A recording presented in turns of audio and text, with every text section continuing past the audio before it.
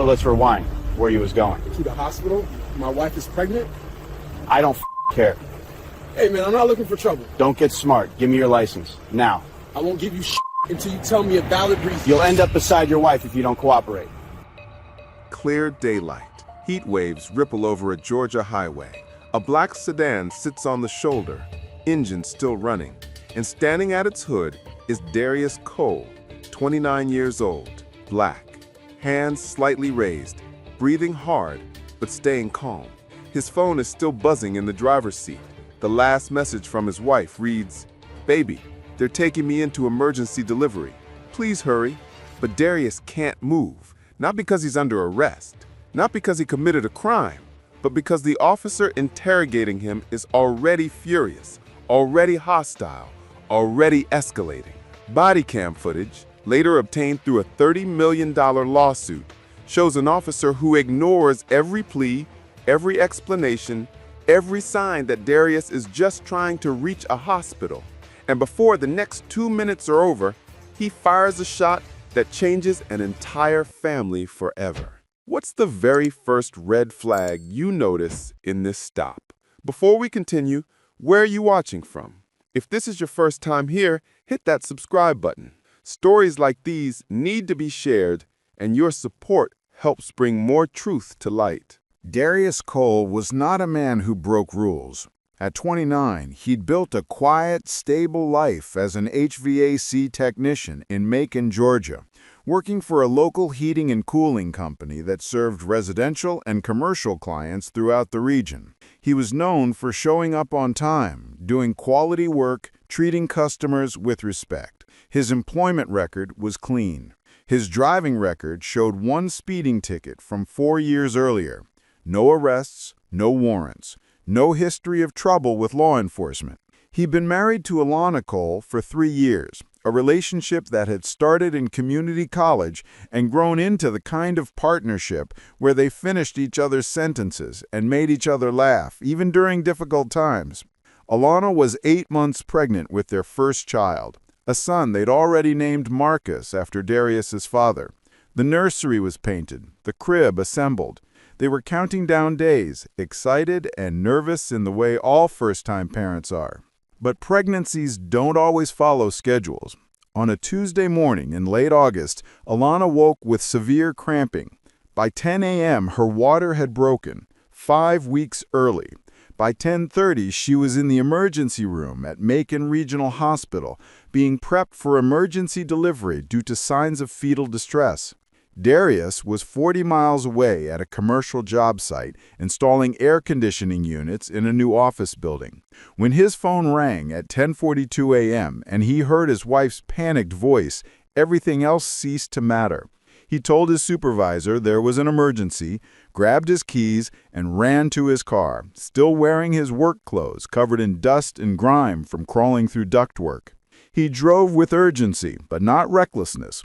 15 miles over the speed limit on the highway, keeping both hands on the wheel, eyes constantly checking mirrors. His phone, mounted on the dashboard, buzzed with updates from Alana's mother, who was at the hospital. "They're taking her into delivery room. Baby's heart rate unstable. Where are you?" At 11:03 a.m., Darius hit a patch of uneven pavement on Highway 49 just south of Byron, Georgia. His car drifted slightly over the center line for less than a second before he corrected. It was a minor deviation, the kind that happens dozens of times every hour on Georgia highways, usually unnoticed, rarely resulting in traffic stops. But Deputy Kyle Reddick noticed, or claimed he noticed. What Reddick's body cam would later show is that he'd been parked on the shoulder watching traffic, looking for reasons to initiate stops. When he saw Darius's black sedan with its momentary drift, he saw a justification. Reddick was 36 years old, a deputy with the Peach County Sheriff's Office for 11 years. His personnel file told a story that should have ended his law enforcement career years earlier. 12 formal complaints over 11 years, primarily about aggressive conduct during traffic stops, excessive force during arrests, and intimidation tactics during questioning.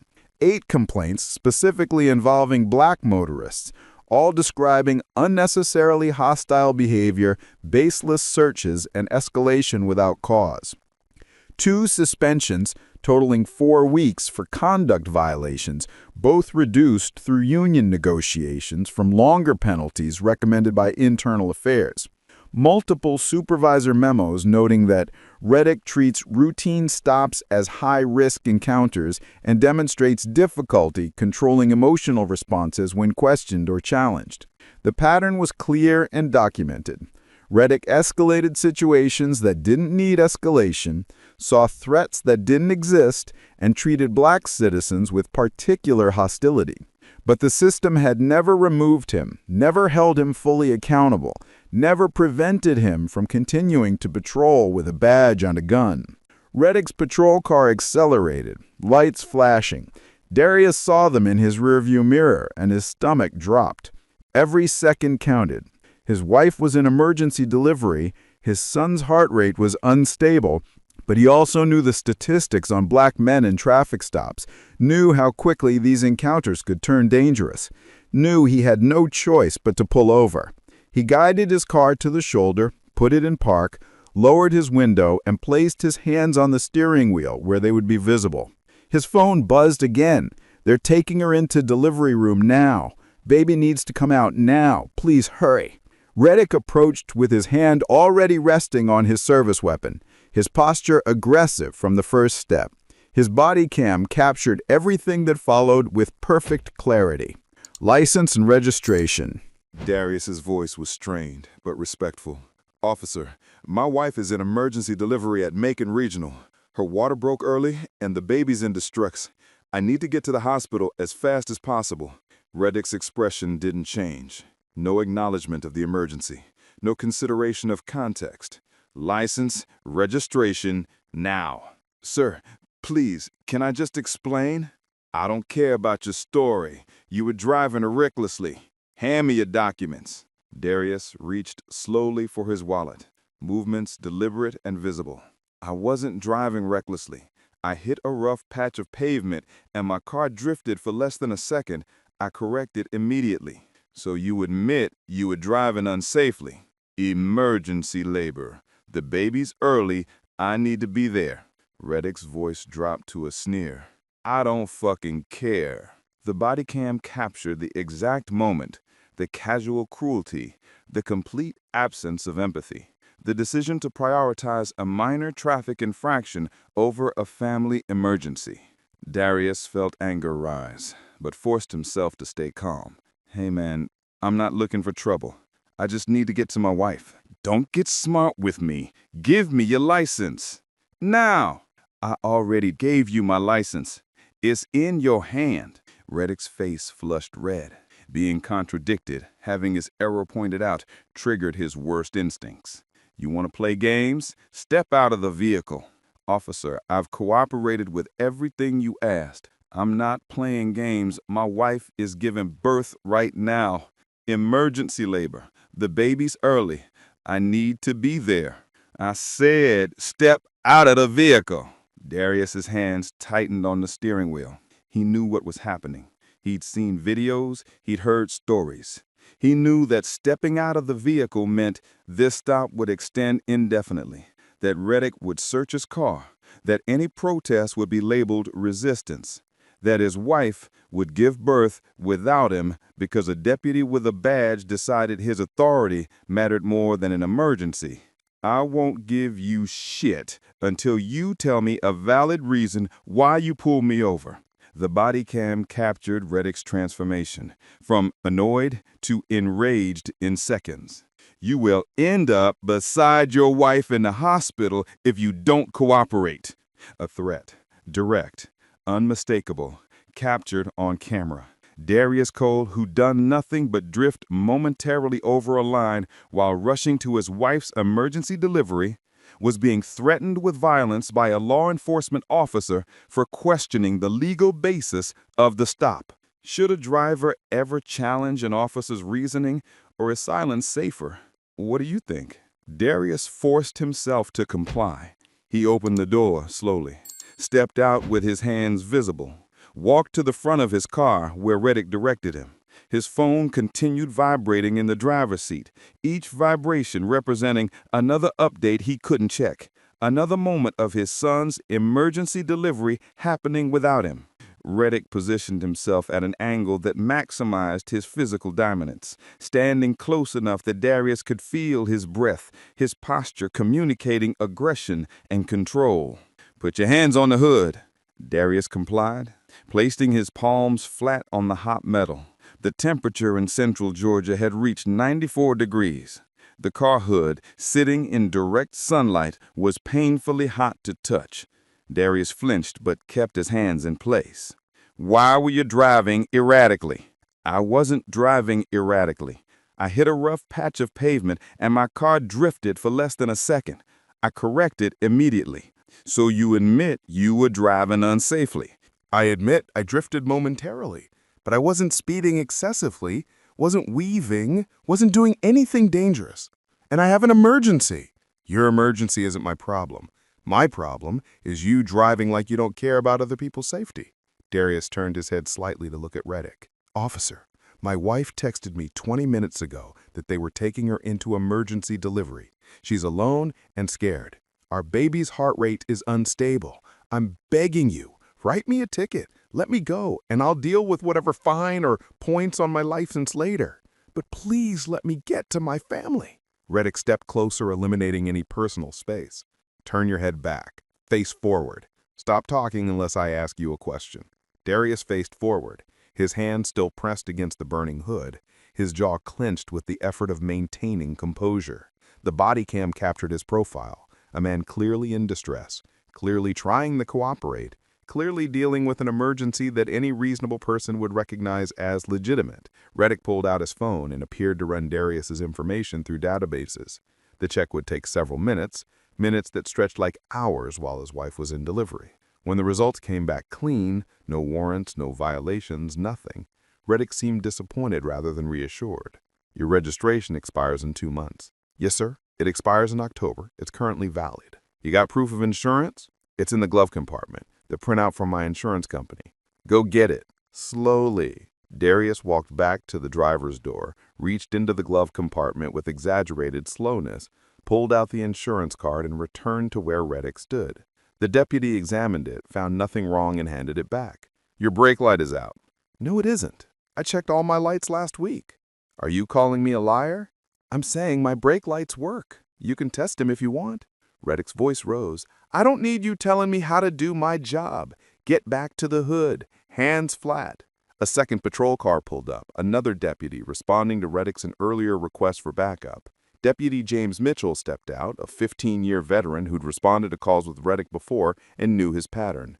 Mitchell walked over with a neutral expression, assessing the situation. "What we got?" "Subject was driving erratically, drifted over the center line, now he's giving me attitude."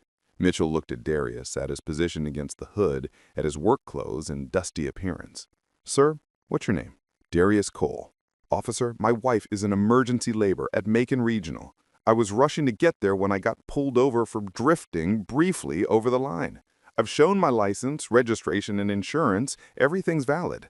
I just need to get to my family." Mitchell's expression shifted slightly, recognition that this might be exactly what it appeared to be. A man dealing with a genuine emergency who'd committed a minor traffic violation. "Reddick, you want to just write him a ticket for the lane violation and let him go?" Reddick's face hardened. "He's been argumentative and uncooperative. I'm conducting a full stop. His documents check out?" "Yeah, but..." "So like the ticket. Let him get to his wife." Reddick turned on Mitchell, his voice low and angry. "I'm the primary on this stop. I decide when it's done." Mitchell held up his hands in a placating gesture, backing down rather than challenging his colleague. This moment, captured on both body cams, would later be cited in the lawsuit as an example of how police culture discourages intervention, even when misconduct is obvious. Mitchell knew Reddick was unnecessarily prolonging the stop, knew there was an emergency, knew the right thing to do. But instead of insisting or taking over, he stepped back and let Reddick continue. Darius's phone buzzed again, visible through the car window. Reddick noticed and smirked. "Important call." That's my wife or her mother. They're updating me about the delivery. Well, you should have thought about that before you drove recklessly and then got smart with me. I didn't drive recklessly, and I've been respectful this entire time, despite you threatening me and refusing to acknowledge that I have a family emergency. Reddick stepped directly in front of Darius, inches from his face. You think you're smart? You think you know better than me? I'm the one with the badge. I'm the one with the authority, and you're the one who's going to stand here as long as I say you stand here. Do you think Bodycam footage should be reviewed by independent civilian groups instead of police departments? Now don't move them at all. If I see any movement, I'm going to assume you're reaching for something. The phone stopped ringing. Silence for 5 seconds. Then it started again. Another call. Darius made a sound of frustration, barely audible but captured by the microphone. Something funny? Reddick's voice was hostile, looking for any excuse. No, sir, I'm just worried about my wife. Well, maybe you should have worried about her before you. The phone stopped ringing mid-sentence, then immediately started buzzing with a text, then another, then a third in rapid succession. The kind of messaging pattern that indicated urgency, crisis, something happening that required immediate attention. Darius closed his eyes, his face contorting with emotion. Please, I'm begging you, just let me check my phone. Something's wrong, I know it. You're not checking anything. You're staying exactly where you are until I'm done with this. Stop. Darius opened his eyes, tears visible now, his voice breaking. My son might be dying right now, and you won't even let me find out. What kind of person are you? Reddick's response was cold, the kind who enforces the law, unlike you who thinks rules don't apply when it's inconvenient. The phone rang again. Darius's hands clenched into fists against the hood, his entire body shaking with the effort of restraint. The ringing continued for 8 seconds, 9, 10, then stopped. Immediately, it started again. Someone was desperately trying to reach him. The calls weren't stopping. Something was clearly wrong.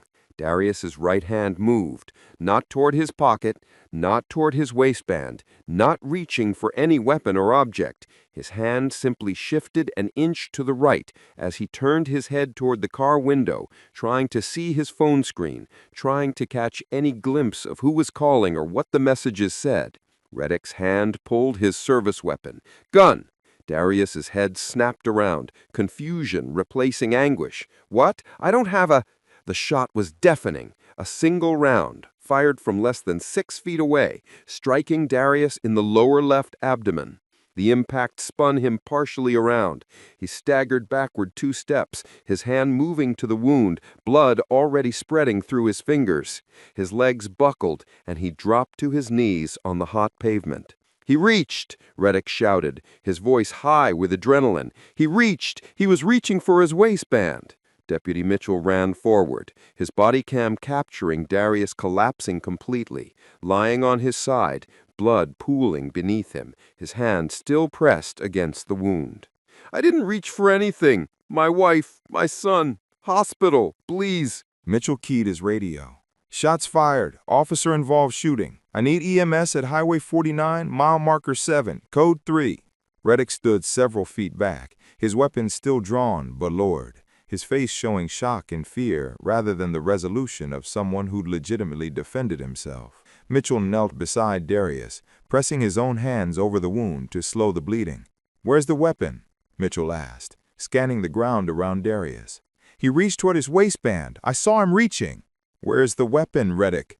Silence, because there was no weapon, no gun, no knife. Nothing in Darius's waistband, nothing in his pockets, nothing in his hand. The body cam would later show clearly that Darius's hands never approached his waistband at all, that his hand moved an inch to the side as he turned to look at his phone, and Reddick interpreted that minimal movement as a deadly threat and fired. The EMS arrived in 8 minutes. They stabilized Darius enough for transport and rushed him to Macon Regional Hospital, the same hospital where his wife Alana had given birth to their son 17 minutes earlier.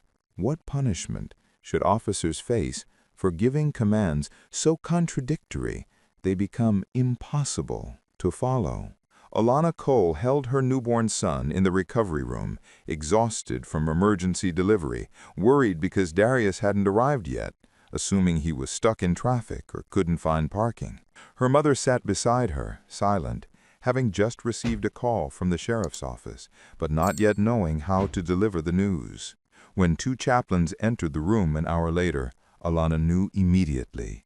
The specific way they walked, the expressions they wore, the fact that there were two of them prepared to provide support. She began screaming before they said a word, clutching baby Marcus tighter, her mother trying to take the baby safely as Alana collapsed into grief. They told her Darius had been shot, that he was in surgery, that his condition was critical.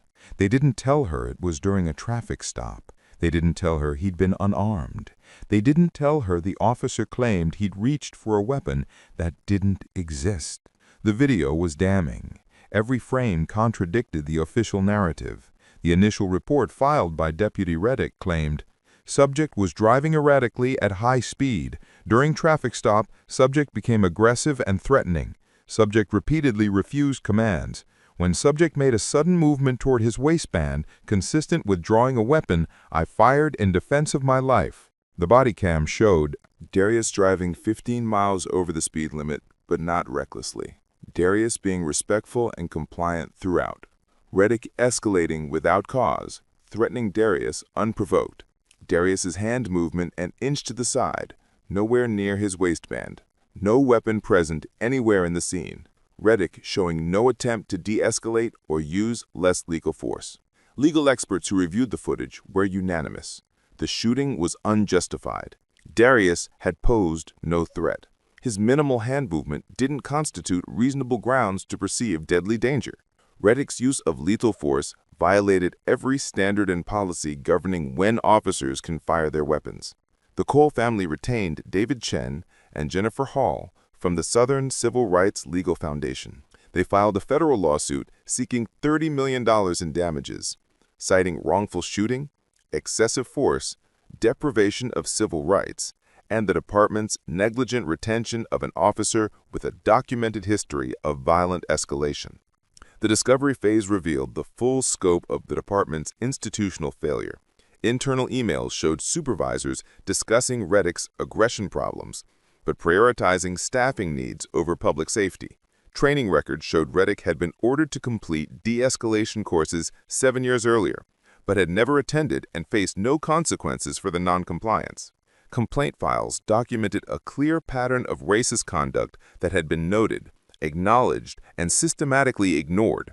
One supervisor's deposition was particularly revealing. Attorney, you were aware that Deputy Reddick had 12 complaints over 11 years, 8 involving black citizens. What steps did you take to address this pattern? Supervisor, we discussed it during annual reviews. And what came of those discussions? He assured us he didn't have racial bias, that he treated everyone the same. But the complaints continued. Black motorists continued reporting that he treated them with excessive hostility.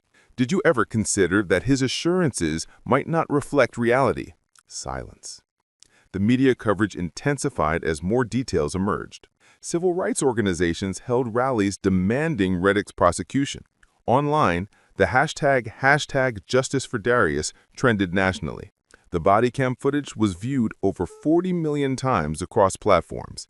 Community pressure forced the district attorney to convene a grand jury to consider criminal charges.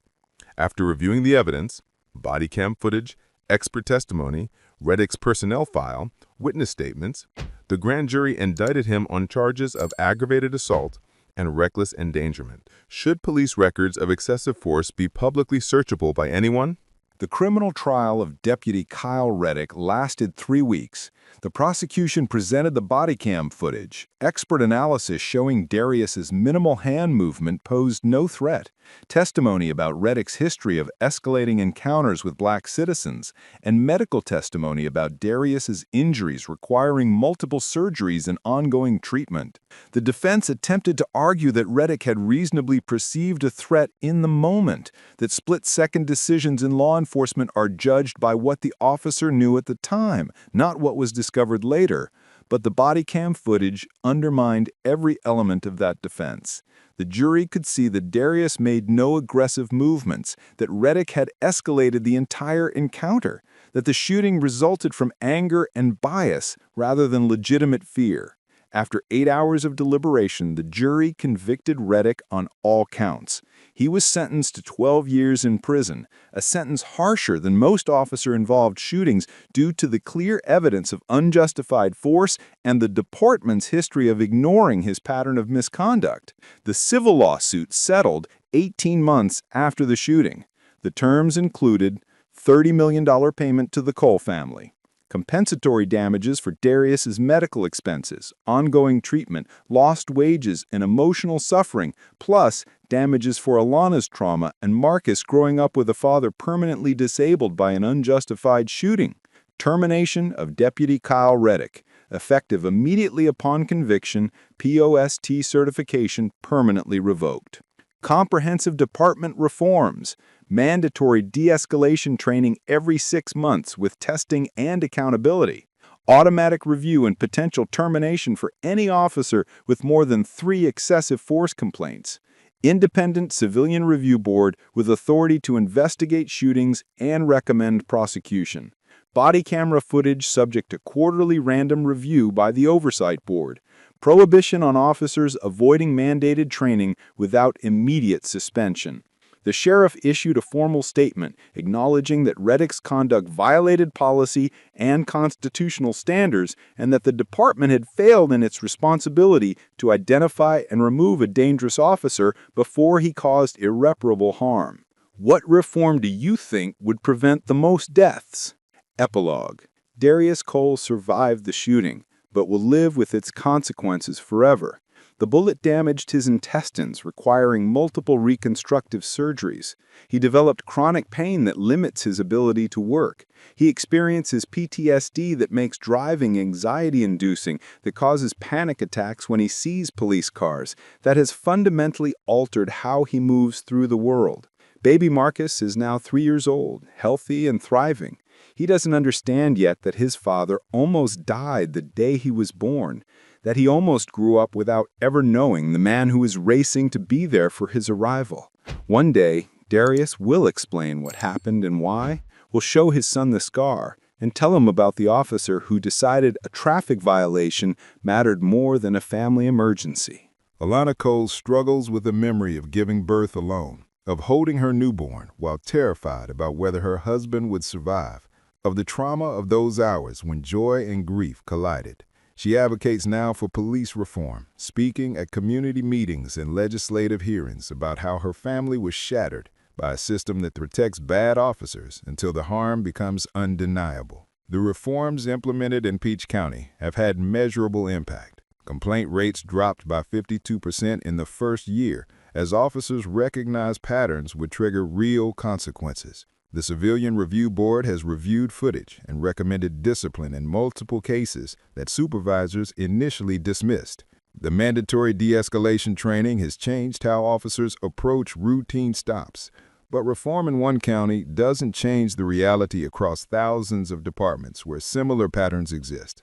Officers with histories of excessive force who remain on duty, supervisors who prioritize loyalty over accountability, systems that protect institutions rather than citizens. Deputy Kyle Reddick, now inmate number 2847593, is serving his 12-year sentence at a state correctional facility. He has not issued any public apology to the Cole family. His only statement, made at sentencing, claimed he was just doing his job and that the conviction represented an injustice to law enforcement. That inability to recognize his own culpability, to acknowledge the harm he caused, speaks to the deep roots of the problem. Officers trained to see themselves as always justified, always righteous, never accountable for the violence they inflict. The body cam footage remains online, a permanent record of how a traffic stop for a minor violation became a near-fatal shooting. 40 million views, hundreds of thousands of comments. a reference point in ongoing discussions about police violence, racial bias, and the reality that even the most legitimate emergency, a man rushing to his wife's delivery, can become a death sentence when confronted by an officer who sees threat in black existence. Should traffic stops for minor infractions be abolished entirely? Let me know. If you believe these stories matter, if you think officers who shoot unarmed citizens should face real prison time, hit that subscribe button. We're exposing how departments protect dangerous officers until tragedy forces accountability, how racial bias turns routine encounters into deadly violence, and how families are shattered by systems that prioritize officer authority over human life. We're fighting for every person who should be able to drive to an emergency without fearing they'll be shot for it. This isn't about one deputy or one family. It's about a system that enables violence and calls it law enforcement. Sir, keep your hands where I can see them. For what? You were circling the block. That's suspicious behavior. That's called doing my job. Well, your job is making neighbors nervous. I need your ID. DEA, I'm in the middle of an active narcotics operation. Good thing your body cam is capturing all of this. Perfect for the lawsuit. On a quiet suburban street on a clear afternoon, a rookie officer turns a routine patrol stop into a career-ending disaster. His body camera rolls as he confronts a black man simply standing beside an unmarked vehicle, calm, composed, hands on his hips. But when the cop demands ID and starts escalating without cause, the man's response freezes everything. Because what the rookie didn't know is that the man he just tried to arrest wasn't a criminal at all. He was a federal agent, deep undercover, working a high-level narcotics operation. And that single reckless decision, it wouldn't just expose the rookie's bias and incompetence, it would cost the department $10 million. This is the story of how one rookie officer destroyed his own career in under 3 minutes, captured on Bodycam, exposed in court, and remembered as one of the most expensive mistakes in police department history. Before we continue, where are you watching from? If this is your first time here, please hit that subscribe button. Stories like these need to be shared, and your support helps us bring more truth to light. August 22nd, 2024, Phoenix, Arizona.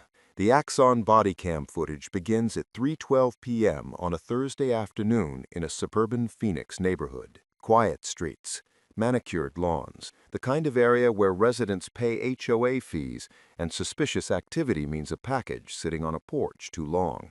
Officer Ryan Matthews was 23 years old, 5 months out of the academy, still operating with that dangerous mixture of eagerness and inexperience that makes rookie cops see crime in ordinary behavior. His training evaluations had noted concerns: overly aggressive in traffic stop scenarios, difficulty distinguishing between reasonable suspicion and assumption, but none of these red flags prevented his graduation or street assignment. Matthews was patrolling his assigned sector when he noticed something that triggered his attention. A black male, late 30s, athletic build, standing beside a dark sedan parked on a residential street. The man was checking his phone, occasionally glancing up and down the block. To Matthews, this looked suspicious. To anyone else, it looked like someone waiting for a call or checking directions. What Matthews didn't know, what he had no way of knowing because interagency communication protocols had failed, was that the man wasn't a criminal. He was Special Agent Marcus Williams, Drug Enforcement Administration, 12 years of service. Currently deep in month 4 of a long-term surveillance operation targeting a fentanyl distribution network operating through Phoenix's suburban corridors. Agent Williams was rotating vehicles every few hours to avoid pattern detection. He'd been tracking a suspected distributor who lived 3 houses down from where he currently stood. The surveillance was delicate, time-sensitive, and required absolute discretion. Any disruption could scatter targets and destroy months of investigative work. Matthews' patrol car slowed. His body cam captured his perspective as he studied Williams through the windshield. A black man, nice car, residential neighborhood, looking around. In Matthews' limited experience, this combination suggested drug dealing or casing houses for burglary. He activated his emergency lights and pulled to the curb behind Williams. Williams noticed the patrol car immediately. His first reaction was controlled concern, not for himself, but for the operation. Local police presence near his surveillance location could alert targets.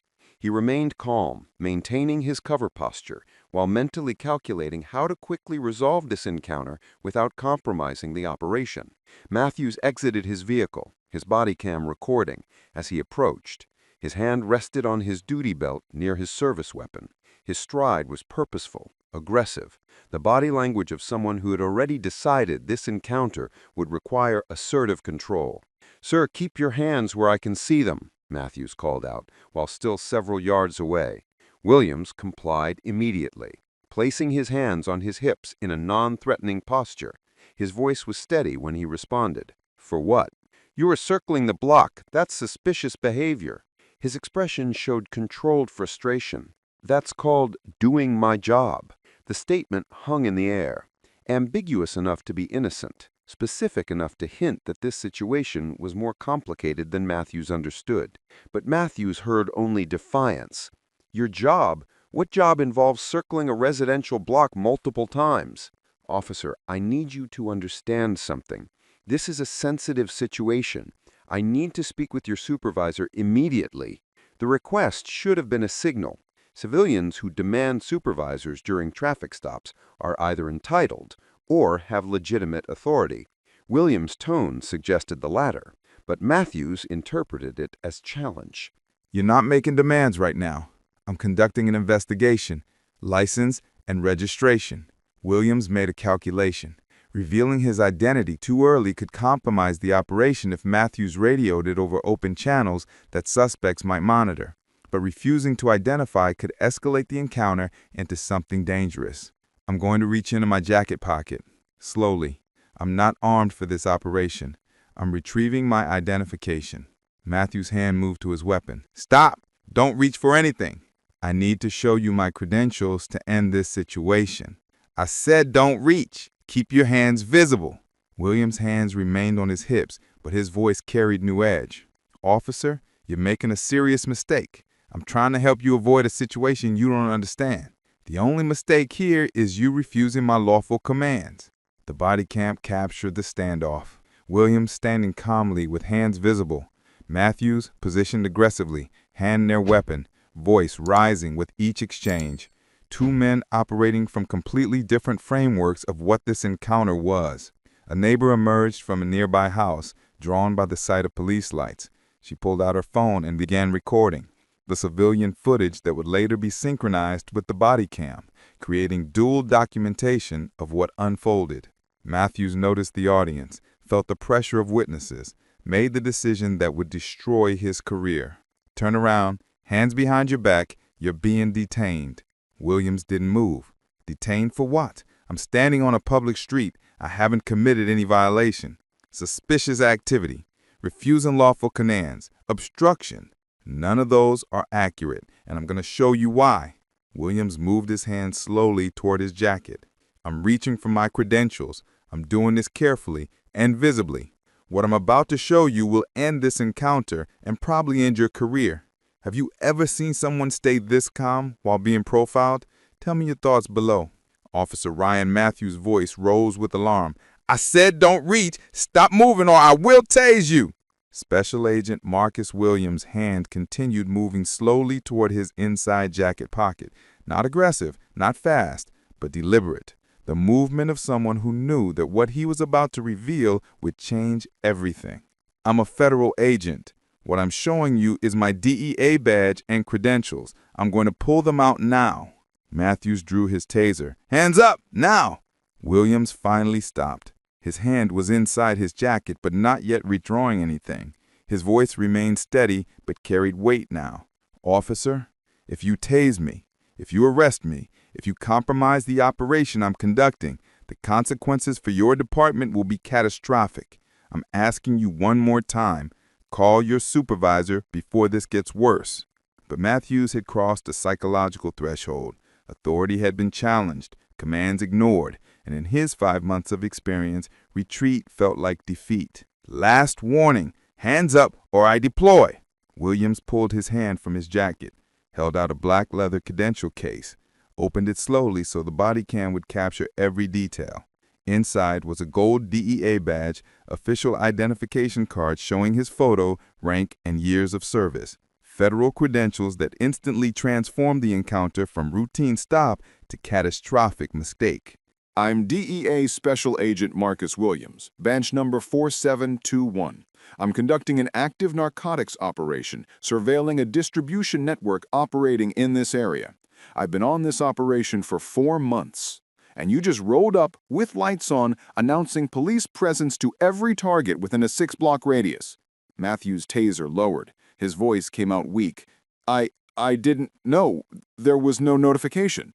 There wouldn't be notification to local patrol. This is a federal undercover operation, which is why I tried to tell you to call your supervisor before you escalated. The neighbor recording the encounter moved closer, her phone capturing audio clearly. He's DEA? Oh my God, the cop just stopped a DEA agent? Matthews' radio crackled. He fumbled for it, his hands shaking now. Dispatch, I need a supervisor. Priority. Williams closed his credentials case. His voice carried controlled fury beneath professional calm. You approached me without reasonable suspicion. You ignored my request to speak with supervision. You drew a weapon on a federal agent during an active operation. And you did all of this because you saw a black man in a car and decided that was suspicious.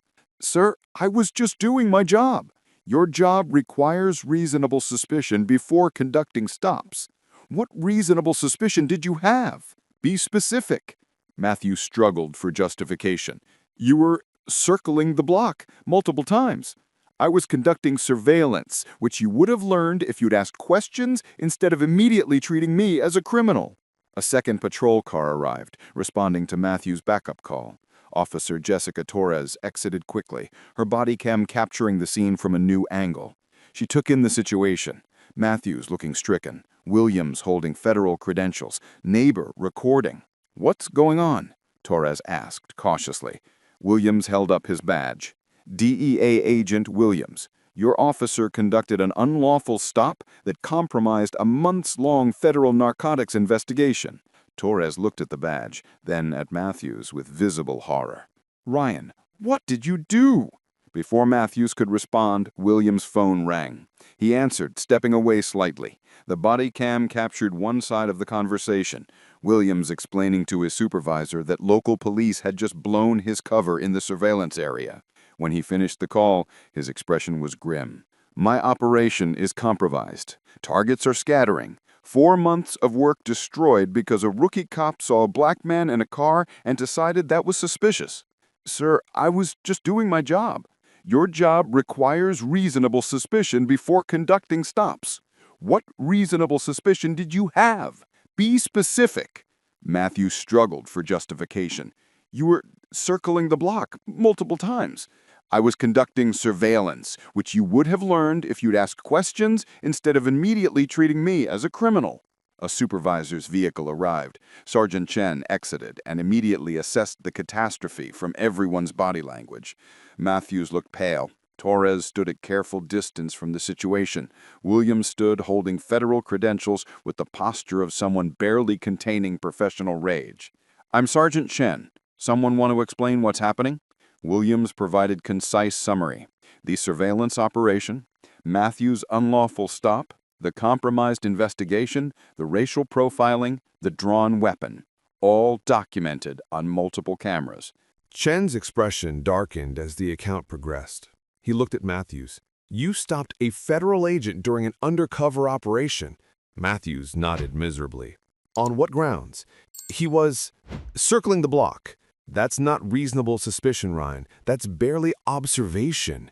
Chen turned to Williams. Agent, I don't know what to say except this should never have happened. I'm placing Officer Matthews on immediate administrative leave. There will be a full investigation. Williams' phone rang again. Another conversation with federal supervisors. When he finished, his voice was tight. I need to leave this area immediately. Your presence has alerted every target in my surveillance zone. My supervisor is pulling me from the operation. He looked at Matthews one more time. Officer, you made assumptions based on my race. You ignored my attempts to de-escalate. You drew a weapon on a federal agent. and you destroyed months of investigative work. I will be filing a formal complaint. I will be providing testimony about this encounter, and I will be pursuing civil rights litigation." Williams got in his vehicle and drove away. The body cam footage shows Matthews standing on the sidewalk, understanding that his brief law enforcement career had just ended in spectacular failure. If you were the agent, would you have stayed calm or snapped? Let me know. Within 2 hours, DEA Phoenix Division had filed formal complaint with Phoenix Police Department. The complaint was detailed and damning. Officer Matthews had interfered with active federal investigation through unlawful stop based on racial profiling. The stop lacked reasonable suspicion. Matthews' refusal to call supervisor despite repeated requests showed poor judgment. Drawing taser on subject who identified as federal agent exceeded any reasonable use of force standard. The complaint also quantified operational damage. 4 months of surveillance work destroyed. Targets scattered.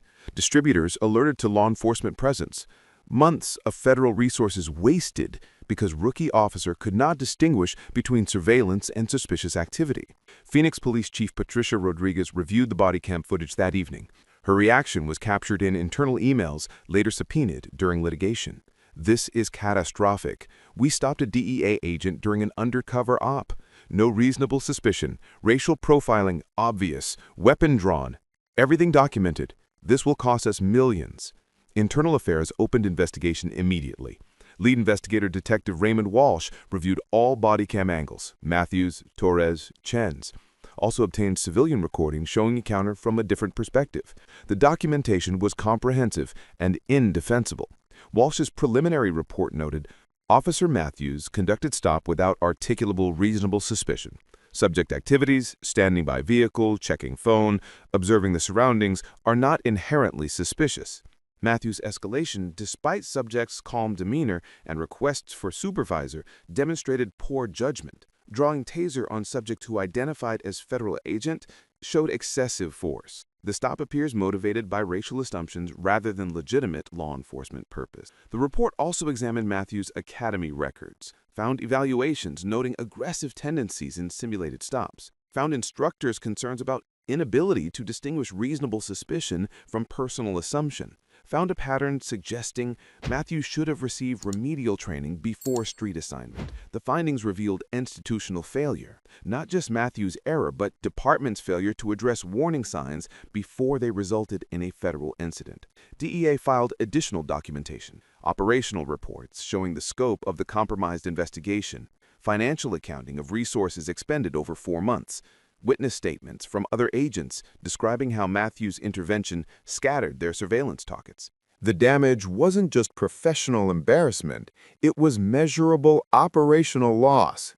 Federal money spent on investigation that had to be abandoned, criminal network that escaped prosecution because rookie cop made assumptions about skin color. Phoenix PD brass understood the exposure. Legal department provided liability assessment. Agent Williams has clear civil rights claim. Fourth Amendment violation obvious. Racial profiling documented. Interference with federal operation adds unique damages. Prior complaints about Matthews show department awareness of his tendencies. Settlement should be anticipated in 7-figure range. But before settlement discussions began, the decision about Matthews' employment had to be made. His union representation argued for suspension and retraining. Officer made error in judgment, but didn't act with malicious intent. Termination should be reserved for most egregious conduct, but the body cam evidence undermined claims of innocent error. Matthews' aggressive approach from first contact, his refusal to call a supervisor despite repeated requests, his escalation despite Williams' visible calm, his drawn weapon after seeing federal credentials. The conduct showed pattern of bias and poor judgment, not one-time mistake. Internal Affairs recommended termination. Officer Matthews' actions violated department policy, constitutional standards, and interagency cooperation protocols. His conduct destroyed federal investigation and exposed department to significant liability. Continued employment would signal that such behavior is tolerable. The recommendation was upheld. Matthews was terminated after 5 months of service. His law enforcement career ended before it truly began. Do you think the rookie deserves a second chance? Or was this the end? Drop your opinion.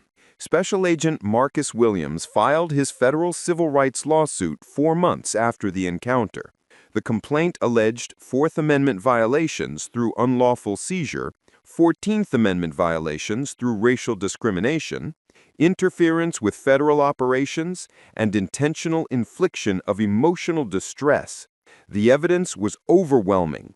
3 Bodycam angles, civilian recording, Matthews' Academy evaluations showing prior concerns, DEA operational reports documenting damage, expert testimony about racial profiling patterns and constitutional standards.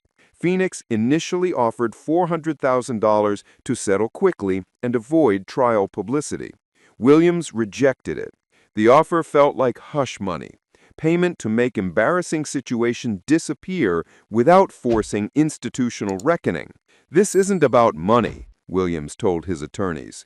It's about accountability. Matthews racially profiled me and destroyed months of work. The department hired him despite warning signs and failed to supervise adequately. That pattern needs to be exposed, not buried under confidential settlement. The case went to trial. Jury selection revealed how the Bodycam footage had shaped public perception. Many potential jurors had seen the video. Some had strong opinions about police conduct. Final jury was demographically mixed. Several people with law enforcement in their families, several from communities experiencing frequent police stops. The prosecution's opening statement was direct. You're going to watch Bodycam footage showing Officer Matthews approach Agent Williams without reasonable suspicion. You'll hear Matthews refuse to call a supervisor despite repeated requests. You'll see him draw a weapon on a federal agent. And you'll hear expert testimony about how racial assumptions drove every decision Matthews made. Defense attempted to frame Matthews as young officer, making honest mistake. He was trying to protect his community. He saw behavior he thought was suspicious.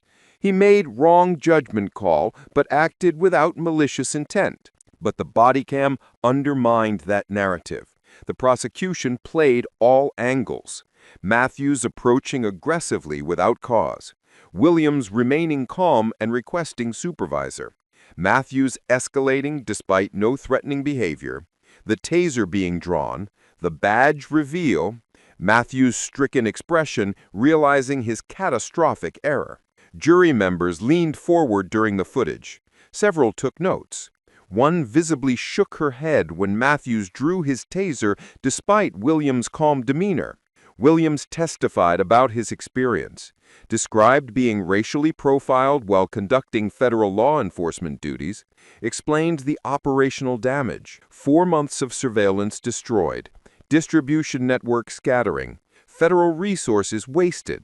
He also described ongoing impact, hypervigilance during operations, worrying about local police interference, anxiety about future encounters where his badge might not be enough to prevent violence, the psychological toll of knowing that even federal credentials don't protect black agents from racial assumptions. Medical experts testified about PTSD symptoms. Having a weapon drawn on you during lawful activity creates lasting trauma, regardless of victim's training or profession.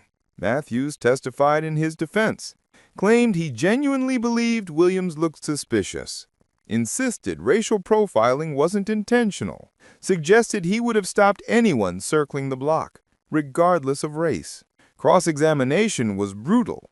Williams' attorney played Bodycam footage alongside Matthews' testimony, pointing out inconsistencies. Officer Matthews, you testified you would have stopped anyone, but Agent Williams was simply standing by his vehicle checking his phone. Can you show the jury what about that behavior required police intervention? Matthews struggled. He'd been circling. How many times?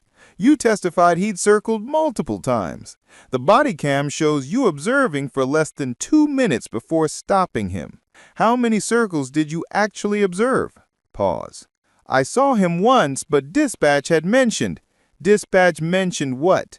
There's no radio traffic about Agent Williams. You invented that justification. Expert witnesses reinforced the obvious. A retired police chief testified that Matthews's stop lacked any legitimate law enforcement basis. That standing by a vehicle and checking one's phone isn't suspicious activity. That Matthews' refusal to call supervisor despite repeated requests violated basic procedure. A civil rights attorney explained how racial profiling operates. That officers often claim objective reasons for stops. But data shows they consistently perceive black individuals as more suspicious than white people engaged in identical behavior. The defense called use of force experts, arguing Matthews' response was proportional. But prosecution countered that proportionality requires actual threat. Williams exhibited zero threatening behaviors. His hands were visible, his voice calm, his requests reasonable. Drawing a taser was excessive force given the circumstances. Closing arguments framed stakes clearly. Prosecution, Officer Matthews saw a black man and made assumptions, ignored attempts to de-escalate, drew a weapon on a federal agent, destroyed 4 months of investigative work. This requires substantial damages to deter such conduct. Defense, young officer made judgment error. No one was injured. He was trying to do his job. Afternoon. What do you think you're doing?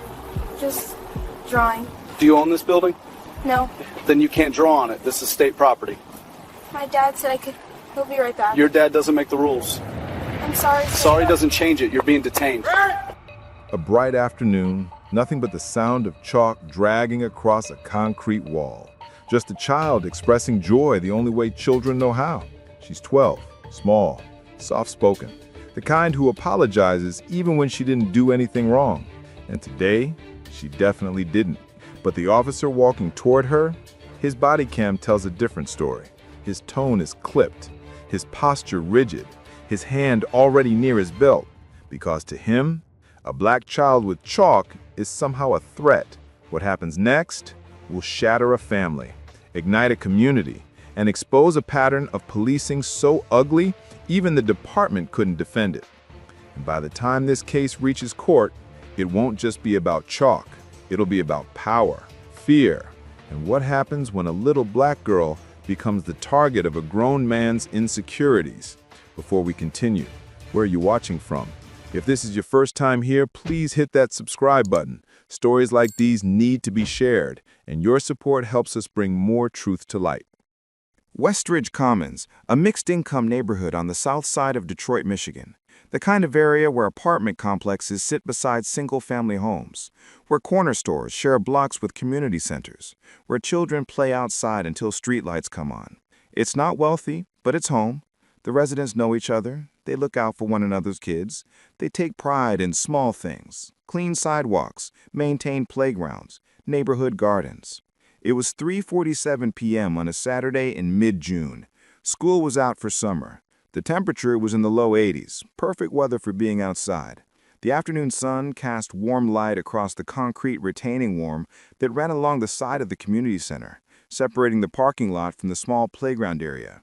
Aaliyah Morrison, 12 years old, stood in front of that wall with a bucket of sidewalk chalk beside her feet.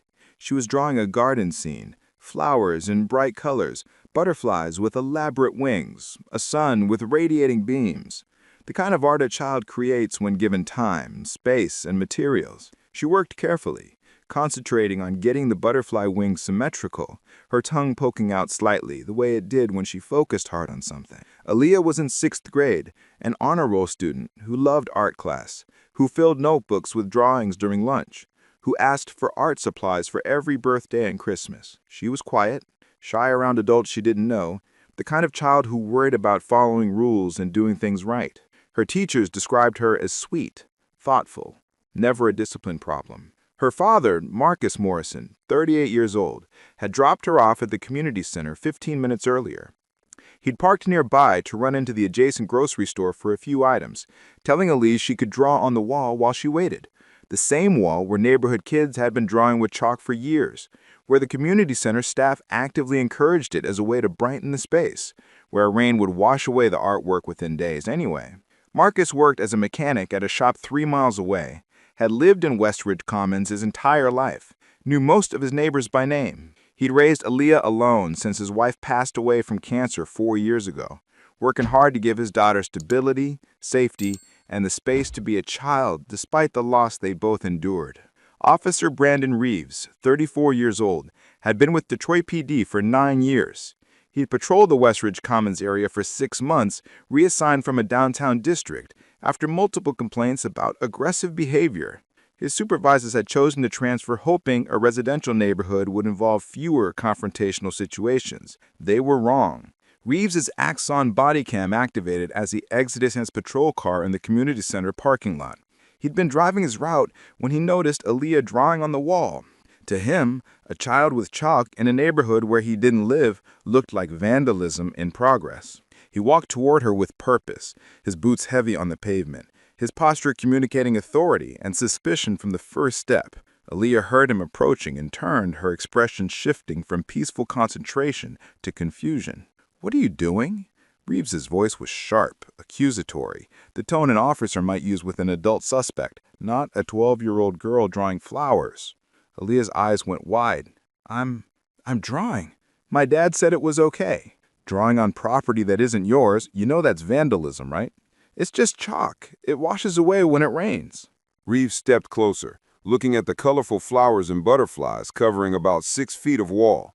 "Doesn't matter what it is. You're defacing public property." Aaliyah's voice became smaller, uncertain. "But kids draw here all the time. The community center says it's okay. My dad said—" "I don't care what your dad said. Did you get permission from the city to draw on this wall?" No, I'm sorry. I'll wash it off." The body cam captured the disproportion clearly. A 12-year-old child in a sundress and sandals, holding pink chalk, apologizing profusely, facing a uniformed adult officer treating her like a criminal. Anyone watching the footage would immediately recognize the absurdity, the cruelty of the power imbalance. But Reeves wasn't seeing a child. His training, inadequate and focused on enforcement rather than de-escalation, had taught him to see potential crime, potential defiance, potential threat, and his unchecked biases made him see a black child in a way he would never have seen a white child doing the same thing. If you were that child's parent, how would you react in this moment? Reeves pulled out a small notepad, the kind officers use for writing citations. "What's your name?" Aaliyah's hand started shaking. She'd never been in trouble before, never even been sent to the principal's office. "Aaliyah Morrison." "Age?" 12. "Where do you live?" She pointed toward the apartment complex visible from where they stood. "Right there, Building C." "Your parents know you're out here vandalizing property?" "I'm not vandalizing. It's just chalk. My dad is right over there." She gestured toward the grocery store. "He'll tell you it's okay." Reeves' expression hardened. "So your dad told you to deface public property. That's even worse." "No, he just said I could draw while he shopped. Please, I'm sorry. I'll erase it all right now." Aaliyah dropped to her knees and started rubbing at the chalk with her bare hands, trying desperately to remove the drawings that moments earlier had given her so much joy. The chalk smeared, but didn't come off easily, requiring water to remove completely. Her hands became covered in colored dust, her eyes filling with tears. "Stop. Stand up." She stood slowly, wiping her dusty hands on her dress, leaving streaks of pink and yellow chalk across the fabric. Her breathing was quick and shallow, on the edge of crying but trying to hold it together. The body cam captured what happened next with brutal clarity. Reeves's voice shifted from stern to threatening. "Turn around and put your hands behind your back." "What? Why?" "I said turn around. You're being detained for destruction of property." "But it's just chalk. I'm 12. Please, my dad—" "Turn around, now." Aaliyah's face crumpled. Tears spilled over, running down her cheeks. "I didn't do anything wrong. Please don't arrest me. My dad is right there. Please?" Under Michigan law, sidewalk chalk does not constitute vandalism or property damage. It's temporary, removable with water, leaves no permanent mark. Police departments across the state have explicit policies stating that chalk drawings by children are not criminal acts and should not result in police intervention unless specifically requested by property owners. The community center had no such policy. In fact, they actively encouraged children to draw on that exact wall. Reeves had no legal basis for detention. No crime had been committed, no property damage had occurred, no complaint had been filed. He was manufacturing a criminal situation out of a child's afternoon art project because he'd approached with assumptions rather than assessment, with enforcement rather than engagement. Do you think the officer would have reacted the same way if she wasn't a black child? What happened next would become the centerpiece of the lawsuit, the moment that transformed the incident from poor judgment into actionable excessive force.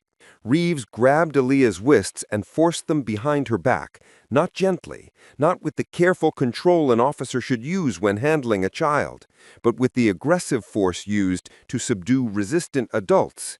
Aaliyah cried out, a sharp sound of pain and fear. The chalk she'd still been holding fell to the ground, pink dust exploding where it hit the pavement. "You're hurting me! Stop!" "Stop resisting." I'm not resisting, please." The Bodycam captured her voice breaking, the sound of a terrified child who didn't understand what was happening or why, captured her small frame being overpowered by an adult man twice her size, captured the complete absence of threat she posed. No weapons, no aggression, no attempt to flee, just a 12-year-old girl crying and begging him to stop. Marcus Morrison emerged from the grocery store at that moment, carrying a bag of groceries, looking for his daughter. What he saw made his blood run cold. A police officer with his hands on his 12-year-old daughter, forcing her against the wall, his daughter crying and calling for him. Marcus dropped the groceries and ran. "Get your hands off my daughter! What are you doing?" Reeves released one of Aaliyah's wrists, but maintained his grip on the other, turning to face Marcus with his free hand moving to his service weapon. "Sir, stay back. This individual is being detained for vandalism." "That's my daughter! She's 12 years old. She was drawing flowers with sidewalk chalk. That's not a crime. Please let her go." "This doesn't concern you. She's my daughter. Of course it concerns me." By this point, several witnesses had emerged. A woman leaving the community center with her children stopped and stared. A man washing his car in the parking lot pulled out his phone and started recording. A teenage girl walking past paused and added her phone to the documentation. 3 cameras now capturing different angles of what was happening. Reeves pushed Aaliyah face first against the wall, the same wall where her chalk drawings remained visible.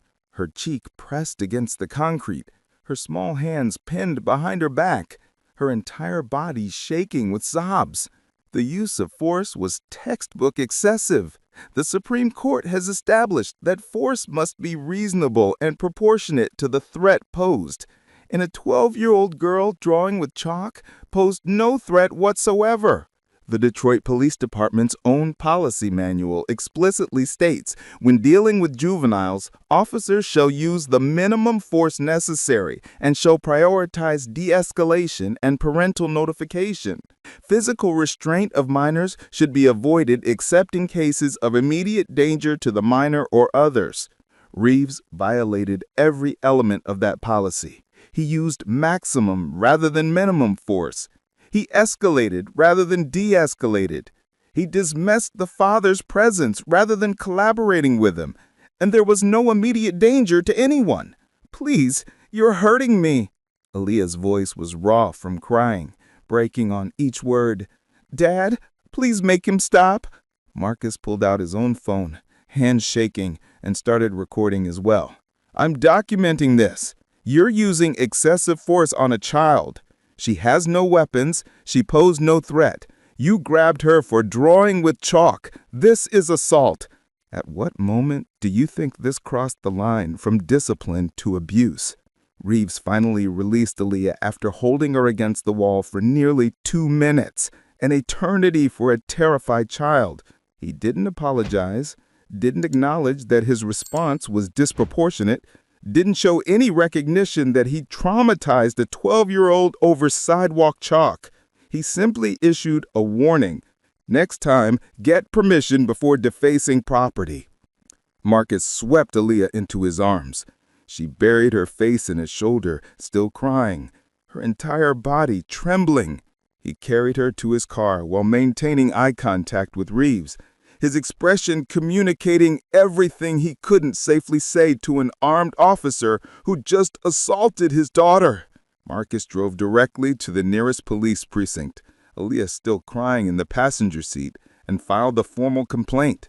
The desk sergeant took the report with professional detachment that bordered on dismissive.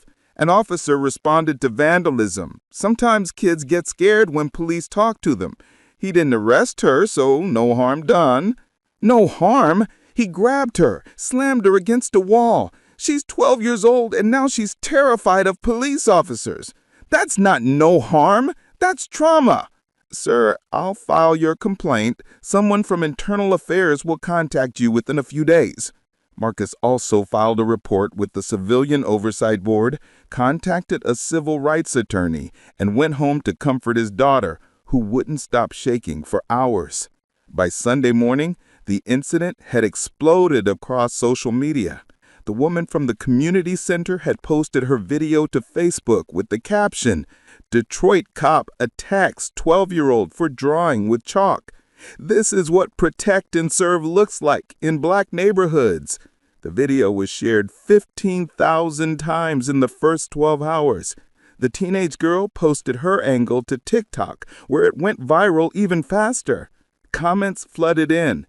"She's literally a child drawing flowers. That cop should be in jail." Imagine being so threatened by a little girl with chalk. This is why black parents have to teach their kids to fear police. By Monday, local news stations were covering the story. Detroit officer under investigation after viral video shows forceful detention of 12-year-old. The Bodycam footage, obtained through Freedom of Information request, confirmed everything the civilian videos showed and added the audio of Aaliyah crying and begging him to stop. Detroit Public Schools issued a statement expressing concern for Aaliyah and offering counseling resources. The NAACP Detroit chapter held a press conference demanding Officer Reeves' immediate termination. Community leaders organized a protest outside police headquarters that drew over 400 people carrying signs, "Protect children, not cops. Chalk is not a crime. Justice for Aaliyah." The Detroit Police Department placed Reeves on administrative leave, with pay, a detail that enraged the community. The department's initial statement was carefully worded and unsatisfying. "We are aware of an incident involving one of our officers and a juvenile. The matter is under investigation. We take all complaints seriously." But journalists began digging into Reeves' background, and what they found was damning. His personnel file, obtained through public records requests, revealed a pattern that should have resulted in termination years earlier. 7 excessive force complaints over 9 years, including 3 involving juveniles. 4 complaints specifically about interactions with black citizens, all describing unnecessarily aggressive behavior. Multiple supervisor memos noting concerns about Reeves's inability to de-escalate and tendency to treat minor situations as major confrontations. 2 previous suspensions for use of force violations, both resulting in brief unpaid leave followed by return to full duty. No completion of recommended bias training despite being ordered to attend following previous complaints. The pattern was unmistakable. A problem officer who'd been managed through temporary suspensions and ignored recommendations rather than being held accountable or removed from duty. And now that pattern had manifested in an officer assaulting a 12-year-old girl over chalk drawings. Count 6. Municipal liability.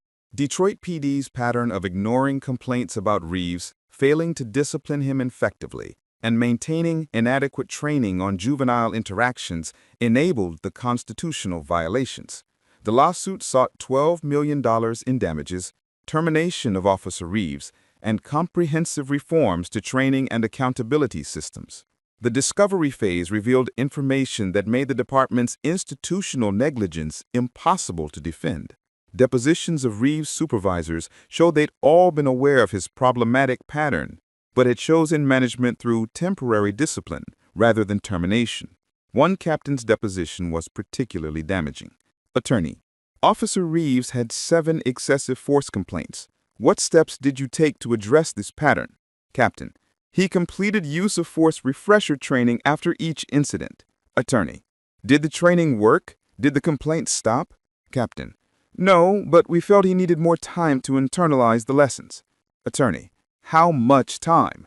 He's been on the force 9 years, and the complaints continued up to this incident with a 12-year-old child. Silence. Reeves' deposition was catastrophic.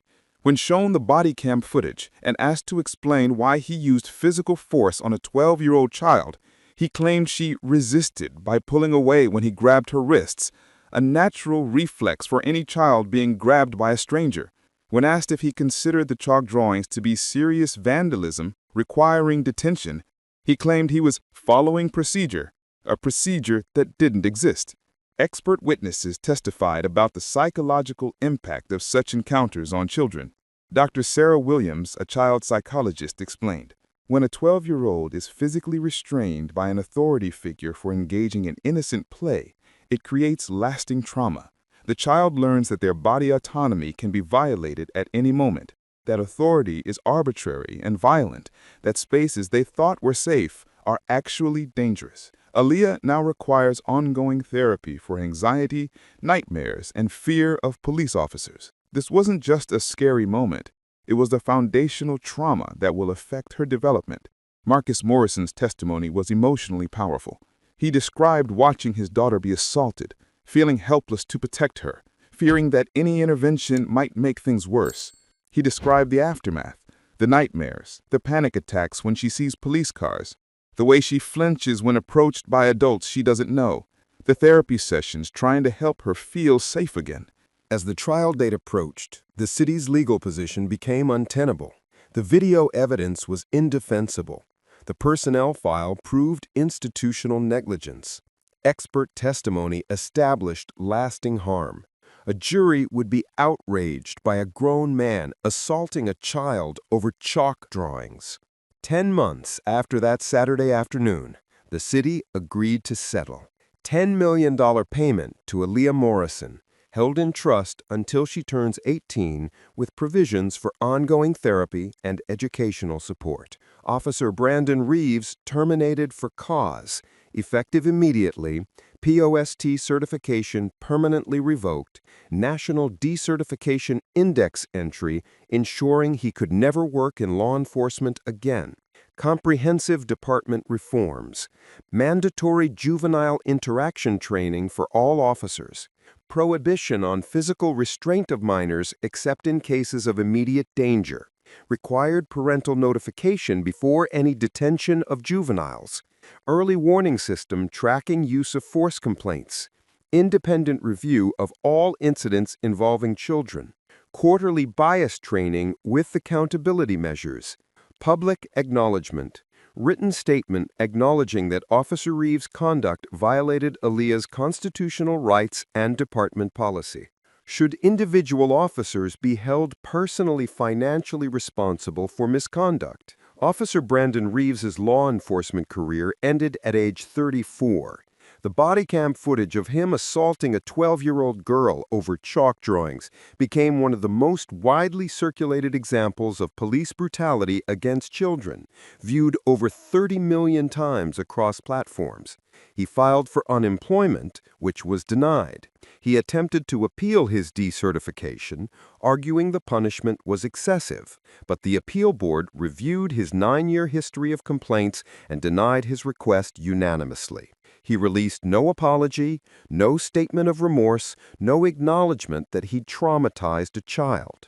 Aaliyah Morrison continued therapy twice weekly for over a year. She struggled with anxiety and nightmares. She became withdrawn at school, her grades dropping as she dealt with the aftermath of trauma. But slowly, with support from her father, her therapist, and her community, she began to heal. She continued drawing, though it took months before she could use chalk again without experiencing panic. Marcus Morrison used a portion of the settlement to establish a scholarship fund for children affected by police violence, providing resources for therapy, education, and legal support. He became an advocate for police reform, speaking at community meetings and city council sessions about the need for accountability. The reforms implemented in Detroit became a model for other departments. The prohibition on physical restraint of children except in cases of immediate danger dramatically reduced complaints about juvenile interactions. The mandatory parental notification policy ensured parents were involved before situations escalated.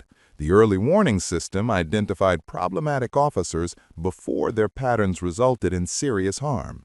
The concrete wall at West Ridge Commons Community Center still stands, and children still draw on it with chalk, but now there's a mural painted beside it, created by local artists and community members, depicting children of all races playing together, with the words, "Every child deserves safety, dignity, and joy." What reforms do you believe actually prevent cases like this? Aaliyah Morrison's case represents something larger than one officer's cruelty or one child's trauma. It represents the reality that Black children in America are not afforded the innocence that white children take for granted. That a 12-year-old girl drawing flowers can be perceived as a threat requiring physical force. That chalk becomes a crime when the hand holding it is Black. Research shows that Black children are systematically perceived as older and more threatening than their actual age. A 12-year-old Black girl is seen as more adult, more culpable, more deserving of harsh treatment than a white child of the same age doing the same thing. This adultification bias manifests in schools, in juvenile justice systems, and in police encounters, turning childhood innocence into presumed guilt. Officer Reeves didn't see a child that afternoon. He saw what his unchecked biases told him to see: a problem, a violator, someone requiring enforcement. And because the systems meant to identify and remove officers with his pattern of behavior had failed repeatedly for 9 years, Aaliyah paid the price for institutional negligence. The $10 million settlement represented accountability, but money cannot undo trauma. The termination represented consequences, but it cannot restore a child's sense of safety. The reforms represented progress, but they cannot guarantee that the next Black child won't be criminalized for being a child. Cases like Aaliyah's force us to confront uncomfortable truth about how race shapes every interaction, how bias operates beneath conscious awareness, how children's innocence is contingent on their skin color. They demand we ask, what kind of society allows a 12-year-old to be assaulted over chalk? What kind of police department ignores 9 years of complaints until a child is traumatized? What kind of training produces officers who see threats in flowers drawn by small hands? The answers are systemic. The failures are institutional. The reforms must be comprehensive, and the accountability must be relentless, because every child, regardless of race, deserves to draw flowers without fear. Should officers receive mandatory de-escalation and bias training before ever interacting with the public? If you believe these stories matter, if you think officers who assault children should face criminal charges, hit that subscribe button. We're exposing how departments protect problem officers until the harm becomes undeniable, how racial bias turns innocent childhood activities into criminal suspicion, and how accountability requires constant pressure. We're fighting for children who deserve to be children, who deserve safety and joy, and the freedom to draw flowers without fear. This isn't about one officer or one child. It's about every Black child who's been robbed of innocence by systems that see them as threats rather than treasures.